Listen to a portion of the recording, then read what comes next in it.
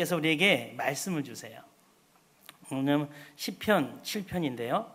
8절에서 17절 말씀입니다.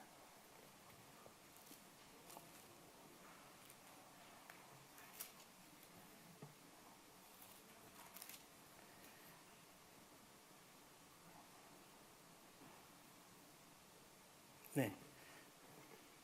시편 7편 8절에서 17절 말씀. 우리 다 한 목소리로 우리 합독하시는데 소리는 약간 내시고 옆 사람의 그 보조를 맞춰서 또박또박 한 목소리로 하나님께 드리는 목소리예요. 자, 시작. 여호와께서 만민에게 심판을 행하셨사오니 여호와여 나의 의와 나의 성실함을 따라 나를 심판하소서. 악인의 악을 끊고 의인을 세우소서. 의로우신 하나님이 사람의 마음과 양심을 감찰하시나이다. 나의 방패는 마음이 정직한 자를 구원하시는 하나님께 있도다. 하나님은 의로우신 재판장이시며 매일 분노하시는 하나님이시로다. 사람이 회개하지 아니하면 그가 그의 칼을 가심이요 그의 활을 이미 단기어 예비하셨도다. 죽일 도구를 또한 예비하심이며 그가 만든 화살은 불화살이로다. 악인이 죄악을 낳으며 재앙이 베어 거짓을 낳았도다. 그가 웅덩이를 파 만들며 제사 만드는 함정에 빠졌도다. 그의 재앙은 자기 머리로 돌아가고 그의 포악은 자기 정수리에 내리리로다. 내가 여호와께 그의 의를 따라 감사하며 지존하신 여호와의 이름을 찬양하리로다. 아멘. 우리가 신앙인으로서 살 때 잃어버려서는 안 될 두 가지가 있습니다. 그것은 하나님께서 우리를 용서해 주시는 사랑의 하나님이다라는 거죠. 하지만 한편으로 하나님께서는 우리의 죄악을 심판하시는 하나님이시다라는 거예요. 여러분, 우리가 기독교가 요즘 약해진 거는요, 사랑의 하나님만을 강조해서 그래요. 근데 사랑의 하나님만을 강조하는 것 좋습니다. 하나님은 사랑이시니까. 그게 대해서 토를 달 사람은 아무도 없어요. 그런데 우리는 분명히 알아야 돼요. 하나님의 한쪽은 모두 갖고 계시다고요? 공의로우신 하나님의 심판이 있다라는 걸 갖고 우리가 신앙인으로서 살아야 한다라는 것입니다. 이것은 비행기의 양날개와 같은 거예요. 그래서 똑같은 보조를 맞춰야 하늘로 차고 나아갈 수 있다라는 것입니다. 사랑만을 강조해야 돼서도 안 되고 심판만을 강조해서도 안 되는 것입니다. 그러나 두 가지가 우리의 신앙인의 모습 가운데 반드시 나타나야 돼야 된다는 거죠. 영국의 복음주의자의 차세대 지도자가 있는데 이름은 팀 체스터 목사님이에요. 이분이 이런 책을 썼어요. 일상 영웅이라는 책입니다. 원제는 오디너리 히어로인데요, 삶 속에서 영웅적인 삶을 살아야 된다라는 것입니다. 근데 이 책에 그리스도의 십자가 부활의 참된 의미와 그리스도인의 삶을 다루고 있어요. 십자가는 하나님의 사랑과 공유의 확증이자 절정이며 부활은 죽음을 이기신 능력의 선포자이자 새로운 역사의 시작이다라고 이 체스터 목사님은 이야기하고 있습니다. 뿐만 아닙니다. 이 책을 통하여 그리스도의 십자가와 부활이야말로 복음의 본질이다라고 목사님은 이야기하고 있어요. 그래서 예수를 믿는 그리스도인은 평범한 일상생활에서도 십자가와 부활 때문에 영웅처럼 기쁨으로 믿음의 길을 걸어 나가야 한다라고 이야기하고 있습니다. 이 책에는 또 이러한 표현이 있어요. 십자가는 단순한 사랑의 표현을 넘어선다. 행동하는 사랑이며 변화시키고 새로운 것을 이루어내는 사랑이다. 십자가는 나를 향한 하나님의 사랑에 법적 효력을 부여한다. 십자가는 하나님이 우리의 편이실 뿐 아니라 이미 우리를 그분과 같이 의롭게 하셨음을 증명한다. 즉 심판대 앞에서도 통하는 사랑이다. 여러분, 심판은 하나님의 공의예요. 그 공의를 넘어서는 특별한 것이 있는데 그것이 바로 십자가의 사랑이라는 것입니다. 여러분, 골이 깊으면 산이 높다라고들 이야기합니다. 심판인 십자가가 있으니 그 하나님의 은혜가 더욱 깊고 아름답다라는 뜻입니다. 우리가 믿음의 신앙의 분량에 도달하기 위해서는 늘 우리 마음속에 이 두 가지를 잘 가지고 있어야 되는 것이에요. 그래서 오늘 시편 기자는 심판이라는 것에 대한 이야기를 합니다.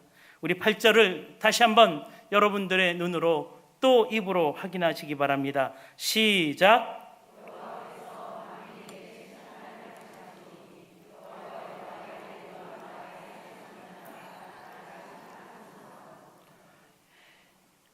여호와께서 만민에게 심판을 행하시오니, 하나님은 심판하시는 하나님이에요. 그게 나쁜 뜻의 의미로 되어지는 게 아니에요. 좋은 의미로 해석이 되어져야 되는 것입니다. 하나님은 분명히 심판하시는 하나님이세요. 그 심판을 우리가 어떻게 벗어나야 되는지, 하나님의 심판은 알아야 되는 거예요. 우리가 그 심판을 벗어나기 위해선 하나님이 어떻게 우리에게 심판해 주시는지 오늘 시편의 말씀을 통해서 분명히 이야기해 주고 계시다라는 거죠. 자, 우리 9절을 함께 읽기 원합니다. 시작.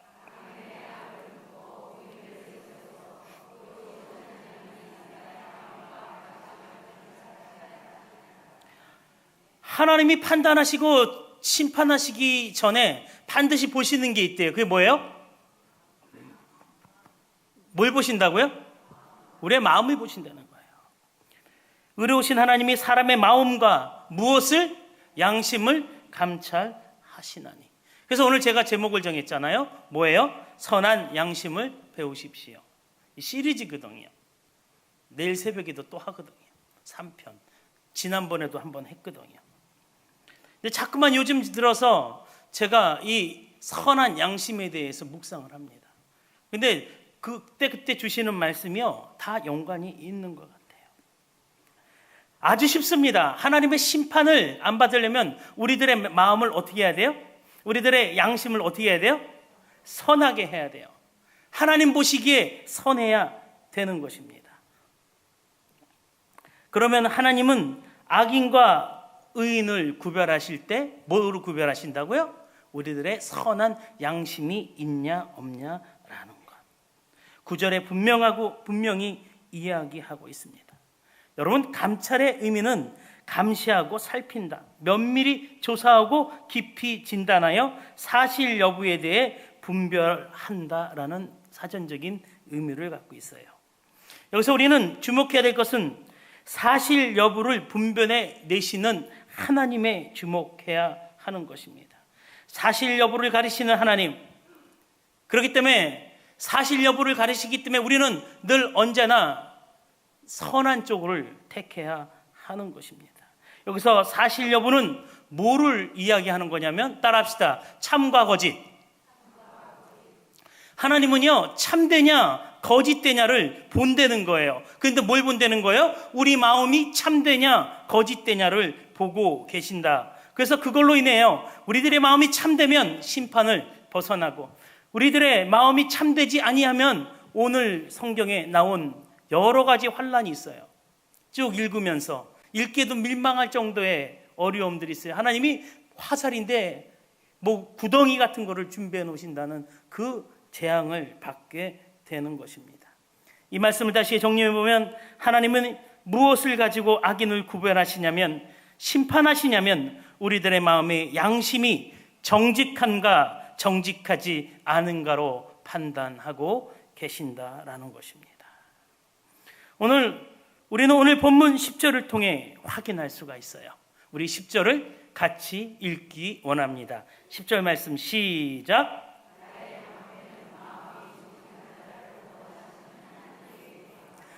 하나님이요, 마음이 정직한 자를 구원하신대요. 구원 받으면 심판받는 거예요? 안 받는 거예요? 심판받지 않는 거예요.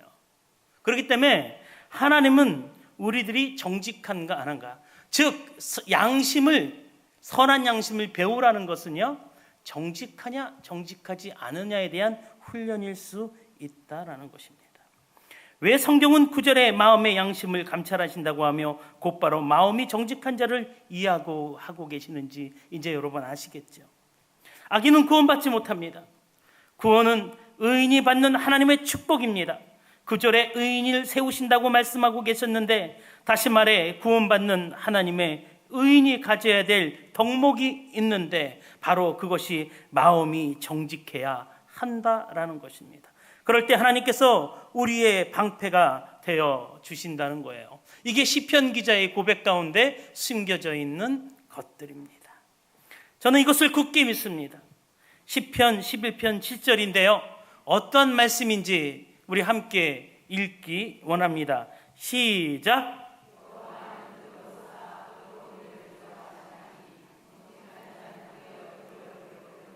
여러분, 신앙생활 왜 하시는 거죠? 하나님 얼굴 뵈려고 하는 거 아닌가요? 우리 여기 계신 분들 다 나중에 하나님 얼굴 뵈러 가야 되는 거예요. 그런데 하나님 앞에 정직하게 살면 하나님 얼굴 뵐 수 있대요. 할렐루야. 우리들의 최종 목적은 잘 사는 게 아니에요. 배불리 먹는 게 아니에요. 우리들의 최종 목적은 하나님의 얼굴을 뵙는 것입니다. 할렐루야. 우리가 선한 마음의 양심을 가질 수 있는 방법이 정직이라는 거예요.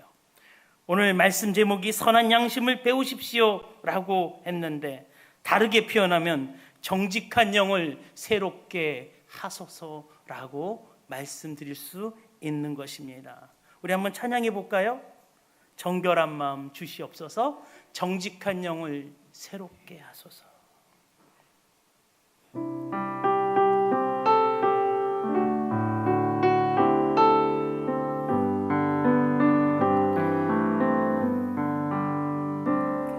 정결한 마음 주시옵소서.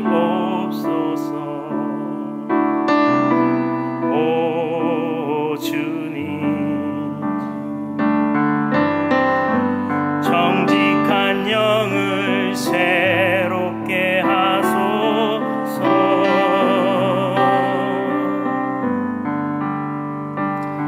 정결한 마음 주시옵소서.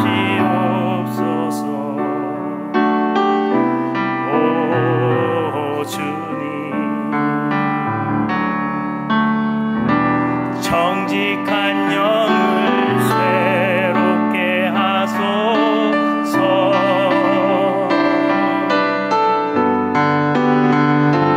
나를 주님 앞에서 멀리 하지 마시고 주의 성령을 거두지 마옵소서.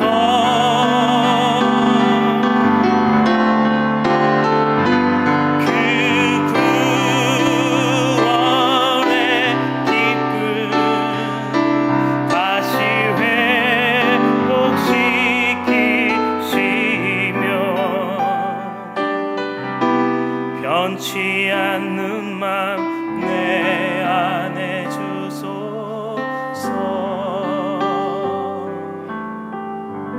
오늘 이여름 목사님이 아까 기도할 때 뭐라고 하셨는지 기억하십니까? 우리 교회가 회복되길 원한다. 우리 아까 권사님이 기도하실 때도 우리 교회가 진정으로 회복되길 원한다고. 우리 교회뿐입니까? 이 나라가 회복되길 원한다고.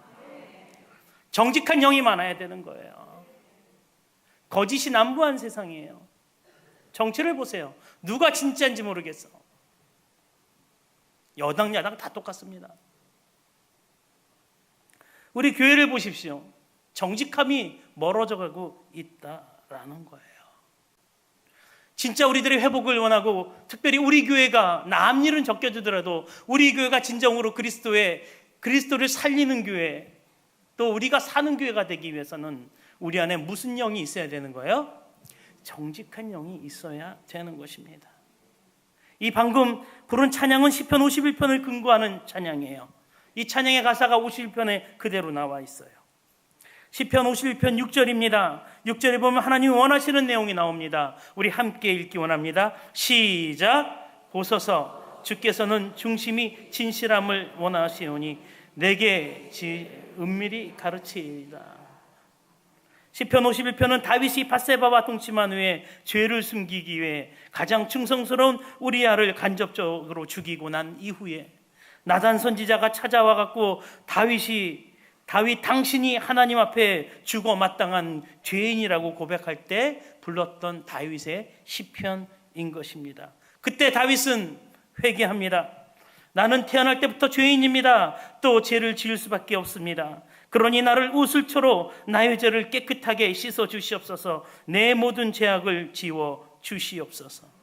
그러면서 다윗은 10절 11절에 이렇게 고백합니다. 51편 10절 12절 시작. 창조하시고 내 안에 정직한 영을 새롭게 하소서. 나를 주님 앞에서 쫓아내지 마시며 주의 성령을 내게 거두지 마소서. 제게 정한 마음을 주시고, 다시 말하면 선한 양심인 정직한 영을 내게 새롭게 하시옵소서. 하나님의 사람은 정직해야 하는 것입니다. 우리 아멘 소리 한번 크게 한번 해봅시다. 내가 다시 액션. 하나님의 사람은 정직해야 합니다. 진짜로 정직해야 합니다. 손해보는 일이 생길지라도 정직해야 하는 것입니다. 그런데 저는 보았습니다. 많은 목회자들이 정직하지 못한 것을 보았어요. 그동안 많이 만나왔던 우리 장로님들 중에, 여기 계신 장로님은 뺄게요. 저 잘려요. 근데 진짜 거짓을 많이 말하는 사람 봤어요. 권사님, 집사님 더욱 많이 보았습니다. 그런데 반면에 하나님 앞에 정직하게 살려고 노력하는 목사님, 선교사님들 만나봤어요. 엄청나게 손해를 감수하면서도 하나님 앞에 선한 양심을 지키려고 고뇌하는 장로님들 만나보았어요. 우리 믿음의 동지 안에서 선한 양심을 가진, 또 정직하려고 노력하는 권사님, 집사님들도 만났어요. 무슨 이야기를 하고 싶은 거냐면, 여기서 나는 어디에 속하느냐라는 것입니다. 나는 어디에 속하냐? 전자입니까? 후자입니까? 우리는요, 믿음의 사람입니다. 그래서 우리는 후자로 가야 되는 거예요. 쉬워요? 어려워요? 어려워요.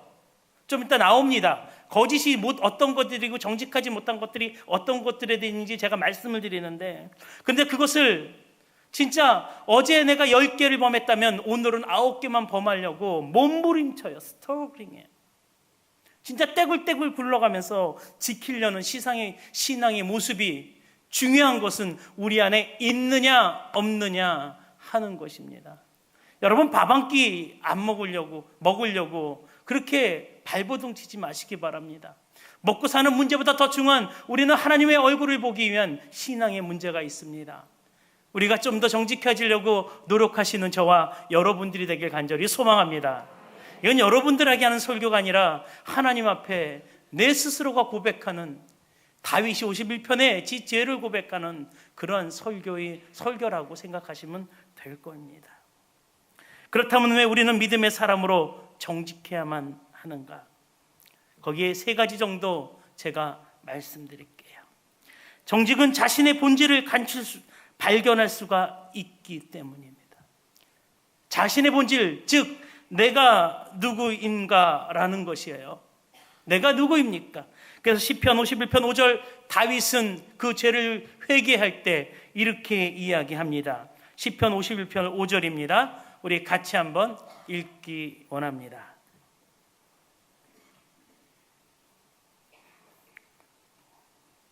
네, 시작.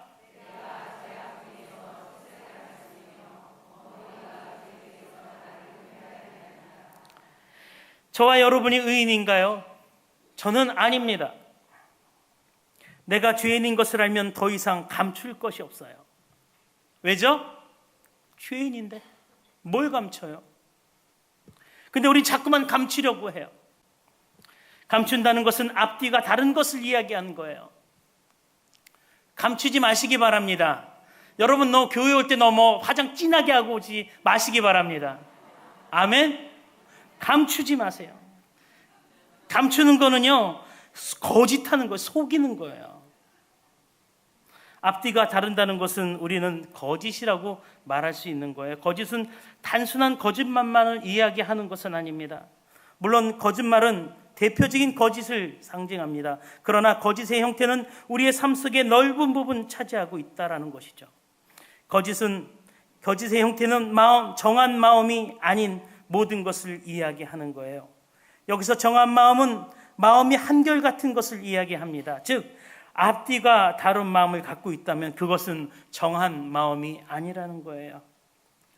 여러분, 앞에서는 웃으면서 뒤에서 뒷담화 치지 마시길 간절히 소망합니다. 뒷얘기하지 마세요. 우리 교회 교인들 중에 진짜 꺼내야 될 것 중에 하나가 이거예요.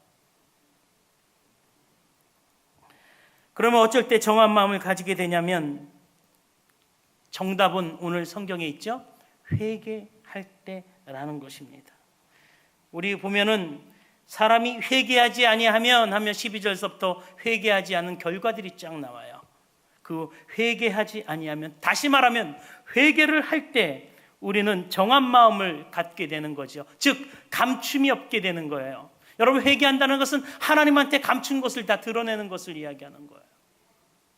그렇기 때문에 우리는 회개를 해야 한다라는 것입니다. 회개는 하나님 앞에 우리의 모든 것을 드러내는 방법입니다. 하나님, 저는 아무것도 할 수 없습니다. 그러니 나를 보시고 나를 용서해 주시옵소서. 어쩌면 회개는 이 시편 기자 다윗의 고백처럼 마음을 정직하게 하는 방법이라는 것입니다. 왜냐하면 정직한 자는 모든 것을 하나님이 하신 것임을 인정하는 사람이기 때문에 그럴 때 우리가 아무것도 숨김없이 하나님 앞에 나아갈 수 있는 선한 양심, 마음을 갖게 된다라는 겁니다. 하나님께 다 고백하는 용기 있는 사람에게도 숨김이 없는 삶을 살아갈 수 있게 되는 거죠. 이런 사람은, 저 사람은 참 기독교인이구나, 예수님을 따르는 사람이구나, 영향력 있는 사람이 되는 거예요. 선한 양심에 따라 하나님의 보시기에 감출 것이 없는 정직하게 살게 되면 손해를 볼 수 있을지언정 다른 사람에게 존경받고 인정받는 삶을 살게 된다라는 것입니다. 할렐루야. 옆 사람에게 손을 꼭 잡아주면서 그렇게 얘기합시다. 우리 하나님 앞에 정직한 사람 됩시다. 시작. 그래요. 나는 많은 것들을 가지고 있지 않아요. 저는 많이 못 배웠어요. 아니, 공부하기 싫었어요. 저는 많이 실패했어요. 그래서 많은 것들을 잃었어요. 창피하신가요? 그런데 창피하시면 안 됩니다. 개인적으로 저는 이러한 정직한 사람이 좋습니다. 척하며 자신을 감추는 사람보다 아름다운 모습이 이런 사람들에게 있기 때문입니다. 우스갯소리지만 화장도 너무 짙게 하지 마시기 바랍니다. 여러분들 자연 그대로의 모습이 더 이쁜 거예요. 누가 못생겼다 그럽니까? 주근깨 있는 거, 그것도 이쁜 거예요. 현숙한 여인의 모습은요, 그 모습 자체에 빛이 나요. 그러니까 너무 인위적인 모습 가운데 있지 않게 되길 간절히 소망합니다. 정작 창피해야 될 사람은 자신을 속이고 남을 속이는 앞뒤가 다른 사람의 모습이라는 것입니다. 그래서 예수님께서 바리새인들과 종교 지도자들에게 뭐라고 얘기해요? 이 회칠한 무덤아, 안에는 썩을 대로 썩어서 썩은 내가 진동하며 겉은 회칠하여 말끔한 것처럼 있는 것들. 정직은 내가 완전하지 못함을 발견한다라는 거죠. 그럴 때 우리 양심은 좀 더 겸손해진다라는 것입니다. 할렐루야. 여러분들 스스로를 발견하시길 간절히 소망합니다. 내가 누구인가? 두 번째, 정직은 문제 해결의 능력이다라는 것입니다. 오늘 본문 12절에서 16절까지 우리 한번 다시 읽기 원합니다. 우리 11절부터 16절 같이 시작. 사람이 회개하지 아니하면 그야 그의 칼을 가시니요 그의 활을 이미 담기어 예비하셨도다. 죽일 도구를 또한 예비하심이며 그가 만든 화살은 불화살이로다. 악인이 죄악을 낳으며 죄악이 베어진 것을 안다. 그가 웅덩이를 파 만든 것이요 제가 만든 함정에 빠졌도다. 그의 재앙은 자기 머리로 돌아가고 그의 포악은 자기 정수리에 내리로다. 여러분, 회개하지 않으면 불화살이 날라와요. 웅덩이 같은 함정에 빠집니다. 제 얘기가 아니라 성경이 그렇게 이야기하고 있어요. 다시 풀어서 말씀드리면, 정직하지 아니하면 삶 속에 닥쳐오는 온갖 역경을 이기지 못한다는 뜻이기도 합니다. 그러나 정직하면 우리에게 날아오는 불화살을 피할 수 있다라는 거죠. 삶 속에서 겪게 되는 웅덩이와 같은 함정에 빠지지 않을 수도 있다라는 것입니다. 안에 빠져도 금세 그 웅덩이에서 나올 수 있죠. 헤쳐나올 수 있다라는 것입니다. 앞으로 닥치게 될 재앙도 피할 수 있다라고 성경은 이야기하고 있습니다. 여러분, 우리가 많이 가진 거 있습니까? 많이 배운 거 있습니까? 그냥 정직하고 또 정직한 거 왜? 근데 정직한 자는 하늘도 높고 사람도 높더라고요. 정직한 것은 우리에게 주어진 문제를 해결할 수가 있다. 누가 돕기 때문에? 정직한 자를 하나님이 도우시기 때문이다. 따라서 믿음의 사람으로서 정직하게 살아야 될 이유가 여기 있는 것입니다. 마지막 세 번째, 정직은 감사를 부릅니다. 정직은 하나님의 주신 것을 만족하며 감사할 줄 아는 사람이에요. 비천에 처할지도 알고 부에 처할 줄도 아는 사람입니다. 우리 17절을 함께 읽기 원합니다. 17절 시작.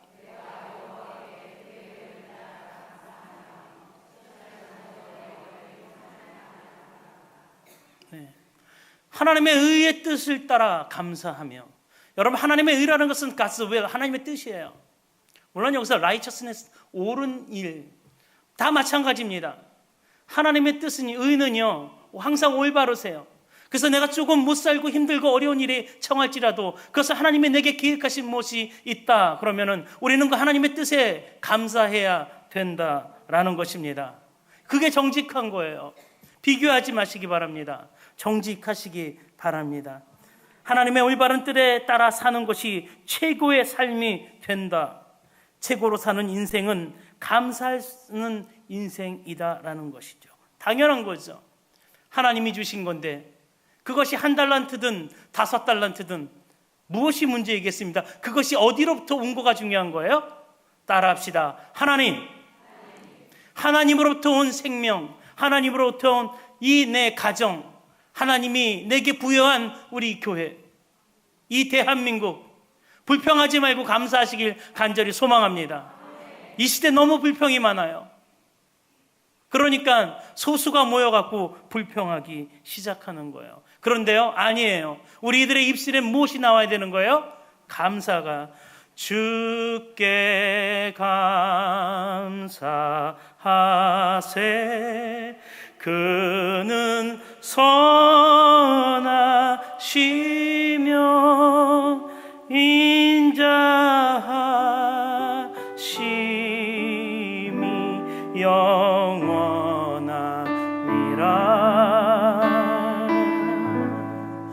주께 감사하세.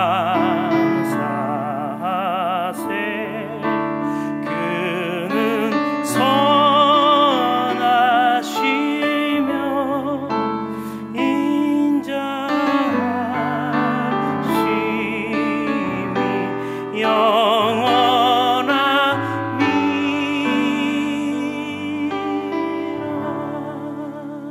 할렐루야. 하나님이 선하시고 인자하시고 우리를 향한 사랑이 넘쳐나신 정직한 분이시기 때문에, 그래서 우리는 날마다 최고의 것으로 주시는 하나님을 믿고 살 때 우리의 입술 가운데 불평이 아닌 감사의 목소리가 나오게 됨을 고백하기 원합니다. 이렇게 생각하시면 됩니다. 아, 내게 주어진 오늘의 삶도 하나님이 주신 최고의 삶이구나. 옆 사람에게 하나님이 주신 삶은 나의 최고의 삶이구나. 시작. 그렇기 때문에 나는 오늘도 정정당당하게 내 안의 모습과 내 밖의 모습이 같은, 틀리지 않는 모습으로 열심히 살아나가야 하는 것입니다. 결론입니다. 우리가 믿음의 신앙의 분량에 도달하기 위해서는 늘 우리 마음속에 두 가지 골고루 인식해야만 하는 거예요. 그것은 심판과 사랑의 십자가라는 거죠. 이 십자가가 내 안에 있게 된다면 우리는 자신이 부족한 사람인 것과 정직하게 살아야 한다는 것을 인식하게 된다는 사실입니다. 우리에게 있어서 선한 양심은 바로 예수 그리스도께서 가지신 십자가의 정직한 마음이 아닌가 생각해 봅니다. 우리 신앙의 마지막까지 경주할 때 잊지 말아야 될 것은 정직한 삶. 이것이 우리 기독교인들이 가져야 될, 요즘 기독교인들을 뭐로 하는 사람들 앞에 우리가 당당히 나아가야 될 선한 양심이 아닌가 저는 고백해 봅니다. 기도하겠습니다.